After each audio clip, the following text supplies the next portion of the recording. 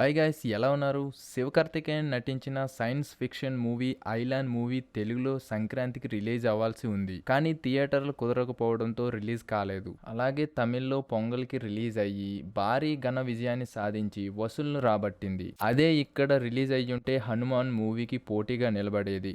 ఇక ఈ movie story line ఏంటంటే నేచర్‌కి దగ్గరగా జీవించే వ్యక్తిగా, అగ్రికల్చర్ చేస్తూ ఉండే వాడిగా శివకార్తికేయన్ కనిపించాడు. మెయిన్ ప్లాట్ విషయానికి వస్తే ఒక ఆస్ట్రాయిడ్ ఎర్త్ మీదకు వచ్చి పడిపోతుంది.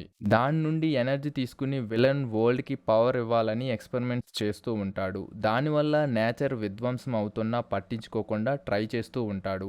అలాంటి టైంలో ఏలియన్ అయిన టాటూ ఆస్ట్రాయిడ్ వాళ్ళ గ్రహానికి చెందింది అని తీసుకువెళ్ళడానికి తిరిగి వస్తుంది. హీరోని అనుకోకుండా కలుస్తుంది. ఏలియన్ ని కాపాడిపోయి విలన్స్ చేతిలో చనిపోతాడు హీరో. హీరోని చూసి ఏలియన్ తిరిగి ప్రాణం పోస్తుంది. దానివల్ల హీరో కూడా పవర్స్ వస్తాయి.